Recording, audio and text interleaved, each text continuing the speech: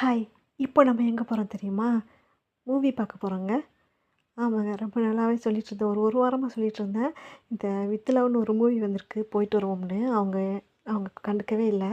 ஆனால் இன்றைக்கி பாப்பா சொன்னதும் கிளம்பிட்டாங்க. இவ்வளோ நாளாக அவங்க டிரைவிங் வேலை பார்க்குறதுனால அவங்களுக்கு டைமும் கிடைக்கல. பாப்பா சொன்னதும் வேறு வழி இல்லாமல் சரி வா போகலான்னு சொல்லிட்டு நைட்ஸ் 10 மணி ஷோ தான் போனோம். ஏன்னா டைம் இல்லாதனால. இந்த மூவியோட ரிவ்யூ வந்து பாப்பா பார்த்துருப்பாங்கன்னு நினைக்கிறேன். பிடிச்சிருந்துருக்கு. அதனால தான் வந்து வாங்க வாங்கன்னு கூப்பிட்டுட்டே இருந்துச்சு. ஆனால் நான் அந்த ரிவ்யூ பார்க்கல. ட்ரெய்லர் பார்க்கல. சரி போய் பார்ப்போமே, படத்தை பார்ப்போமேன்னு சொல்லிட்டு ஒரு எக்ஸைட்மெண்ட் இல்லாமல் தான் வந்தேன்.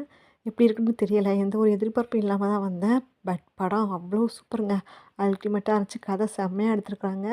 இந்த கதை வந்து ஸ்கூல் படிக்கிற பிள்ளைங்களுக்கும், காலேஜ் படிக்க போகிற பசங்களுக்கும் ரொம்ப பிடிக்கும் இந்த மூவி. யாருமே மிஸ் பண்ணிடாதீங்க. கண்டிப்பாக போய் பாருங்கள். ரொம்ப நல்லா இருந்துச்சு.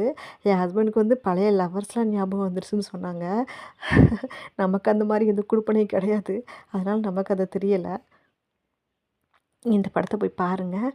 பார்த்துட்டு எல்லாருமே பிடிச்சிருந்துச்சுன்னா நான் போட்டு வீடியோவுக்கு லைக் போட்டுருங்க, சப்ஸ்கிரைப் பண்ணிடுங்க, சப்போர்ட் பண்ணுங்கள் ஃப்ரெண்ட்ஸ்.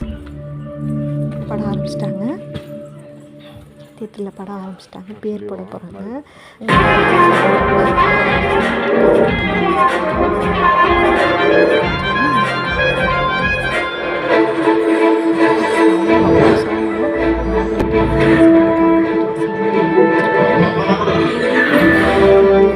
டுமில்னு கேட்டுச்சு.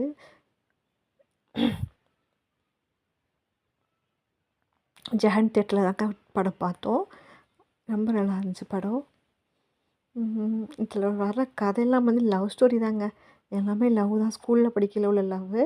அதுக்கப்புறம் வந்து கல்யாணம் பண்ண போகிற டைமிங்கில் அந்த ஸ்கூலில் படித்த லவ்வர்ஸ் கூட சேர்ந்து ஒரு ஒரு கதை. அது ஒரு கதை.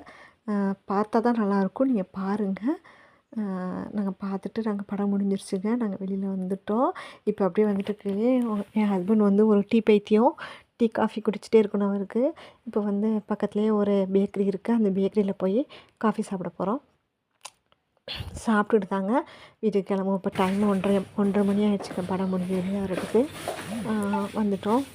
டீ காஃபிக்காக வெயிட் பண்ணிட்டுருக்கோம். ஒரு கேக்கு, ஒரு காஃபி